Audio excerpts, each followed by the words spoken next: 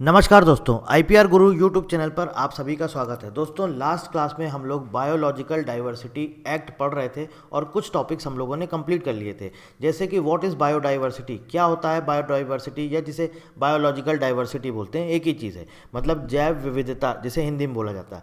तो ये पढ़ा था, साथ ही साथ वहाँ पर एक और टर्म आया था, दैट इज़ बायोलॉजिकल रिसोर्सेज। ये भी पढ़ा था हमने कि आखिरकार ये क्या होता है, किस सेक्शन में डिफाइन है, ये भी हम लोगों ने पढ़ा था। आप सबको पता है बायोलॉजिकल डाइवर्सिटी सेक्शन 2B में डिफाइन है और बायोलॉजिकल रिसोर्सेज सेक्शन 2C में डिफाइन है। इसके बाद हमने देखा था बायोडाइवर्सिटी कन्वेंशन, बायोडाइवर्सिटी एक्ट का कुछ ब्रीफ इंट्रोडक्शन एक लिया था और क्या क्या इंटरनेशनल एग्रीमेंट्स हुए थे ये हमने देखा था। और लास्ट क्लास में मैंने आपको बताया था कि बायोडाइवर्सिटी एक्ट में ये डिफाइन किया गया है कि जो सरकार है उसको नेशनल बायोडाइवर्सिटी अथॉरिटी बनाना होगा, उसको स्टेट बायोडाइवर्सिटी बोर्ड बनाना होगा, उसको बायोडाइवर्सिटी मैनेजमेंट कमेटीज़ बनानी होंगी। तो आज की इस क्लास में यही हमारा टॉपिक रहने वाला है। इन तीनों के बारे में हम लोग बात करेंगे और साथ ही साथ कुछ इंपॉर्टेंट सेक्शंस हम लोग इसी बीच में अपनी क्लास में कवर करेंगे। तो देखिए दोस्तों, सबसे पहली और सबसे इंपॉर्टेंट चीज़ है कि आपको ये पता होना चाहिए कि किस सेक्शन में डिफाइन किया गया है। तो हमारा जो बायोलॉजिकल डाइवर्सिटी एक्ट 2002 है, उसके सेक्शन नंबर 8 में आपको ये बताया गया है,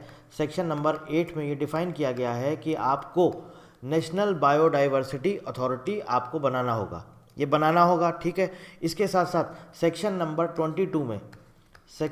22 में ये बताया गया है कि आपको स्टेट बायोडाइवर्सिटी बोर्ड बनाना होगा। और उसके बाद सेक्शन नंबर 41 में ये डिफाइन किया गया है, सेक्शन नंबर 41 में बताया गया है कि आपको बायोडाइवर्सिटी मैनेजमेंट कमेटी बनाना होगा। अब ये जो तीनों चीज़ें डिफाइन की गई एक्ट में, हर एक चीज़ national biodiversity authority national level पे काम करेगा, स्टेट बायोडाइवर्सिटी अथॉरिटी ये नेशनल लेवल पे जो बना हुआ है एनबीए नेशनल बायोडाइवर्सिटी अथॉरिटी, इसके अंडर में स्टेट लेवल पे काम करेगा।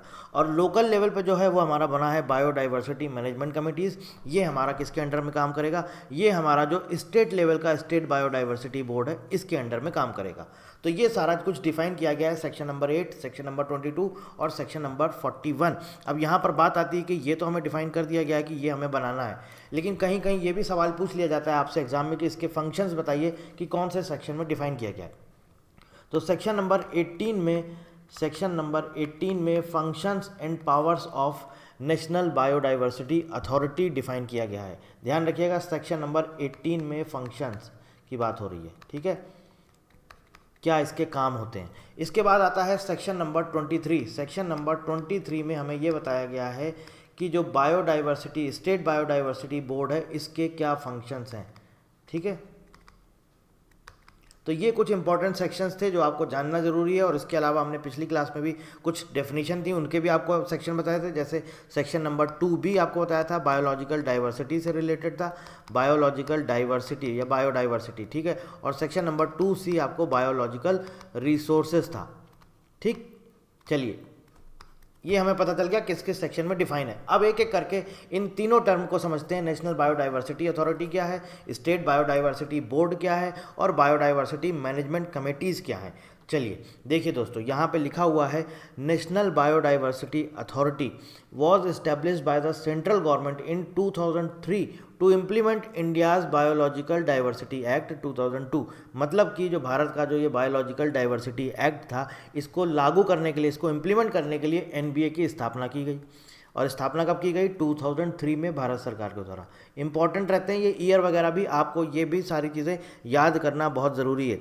और ये क्या है? ये एक स्टैच्यूटरी बॉडी है, जिसे हिंदी में बोला जाता है वैधानिक संस्था, and it performs facilitative, regulatory and advisory functions for the government of India on issues of conservation, sustainable use of biological resources.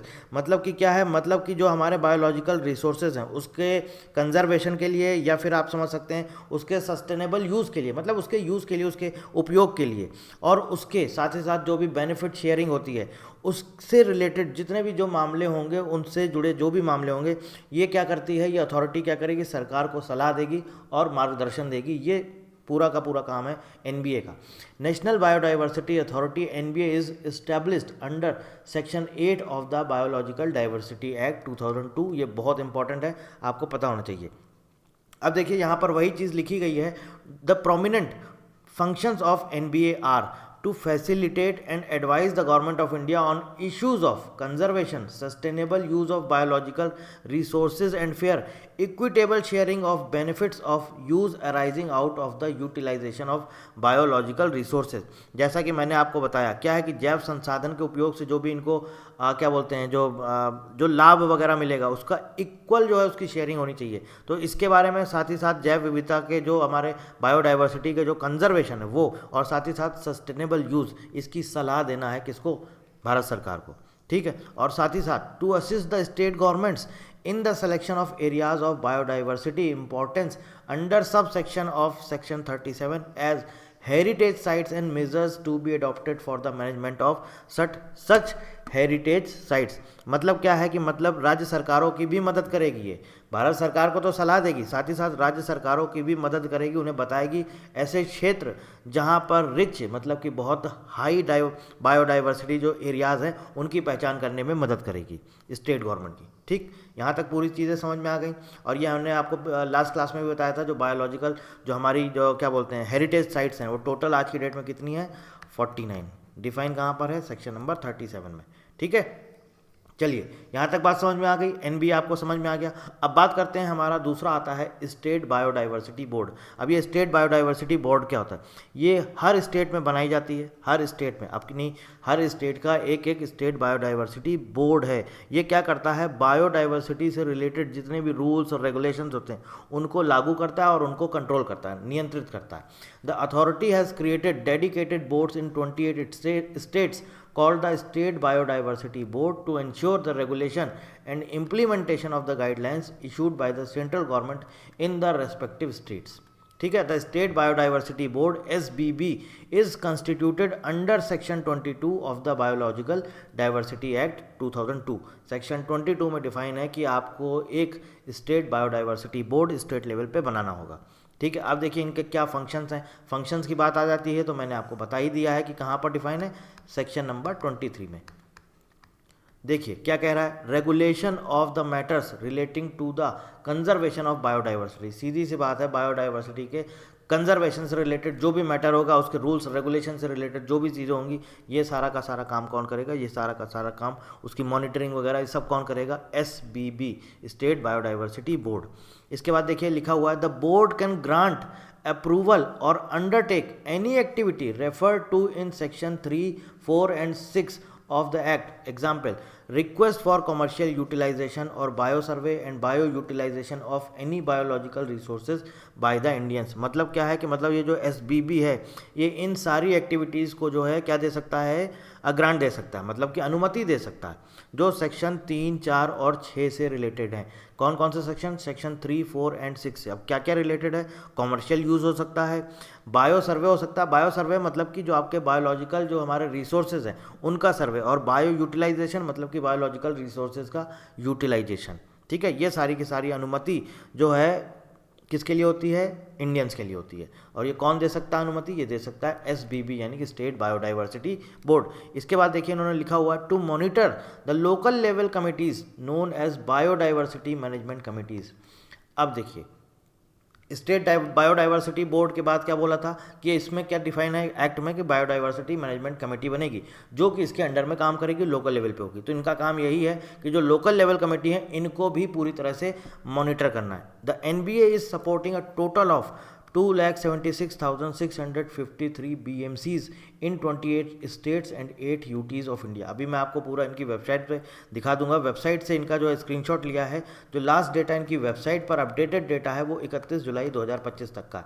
कितनी टोटल कमिटीज़ हैं BMC, कितनी टोटल बायोडाइवर्सिटी मैनेजमेंट कमेटीज़ हैं हमारे भारत के हर स्टेट में और हर UTs में, उसकी पूरी लिस्ट है। अभी हम आगे आपको दिखा देंगे, ये आपके सामने स्क्रीन पर आप देख सकते हैं। देखिए बायोडाइवर्सिटी मैनेजमेंट कमेटीज़ किस स्टेट में कितनी कितनी हैं, पूरी लिस्ट है। आप यहाँ पर देख सकते हैं, स्टेट वाइज लिस्ट है और यहाँ पर आपकी यूनियन टेरिटरीज़ में टोटल जो है हमारी वो है 2,76,653, जिसमें कि 4,699 4,699 ये आपका UT में है एंड 2,71,954 ये आपका स्टेट्स में।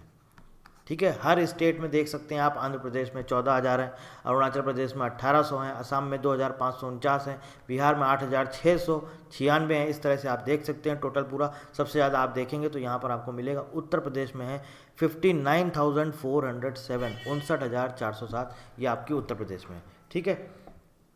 अब बात करते हैं biological diversity management committees, BMC, ये आखिरकार होता क्या है।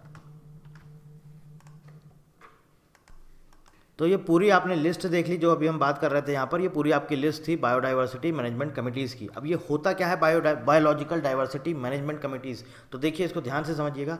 मैंने आपको लास्ट क्लास में भी बताया था कि एक पीपल्स बायोडाइवर्सिटी रजिस्टर होगा, जो कि क्या था, स्टेट बायोडाइवर्सिटी बोर्ड ने बोला था कि जो भी लोकल लेवल पे हमारी कमिटीज़ हैं बायोलॉजिकल डाइवर्सिटी मैनेजमेंट कमिटीज़, इनको एक पीपल्स बायोडाइवर्सिटी रजिस्टर ये मेंटेन करना होगा। अब ये क्या होता है पीपल्स बायोडाइवर्सिटी रजिस्टर, इसमें क्या होता है, इसमें जितने भी हमारे बायोलॉजिकल रिसोर्सेज हैं या बायोलॉजिकल हेरिटेज साइट्स वगैरह हैं, इनकी सबकी जानकारी या इनका रिकॉर्ड पूरा का पूरा यहाँ पर आपको रखना होगा पीपल्स बायोडाइवर्सिटी रजिस्टर में।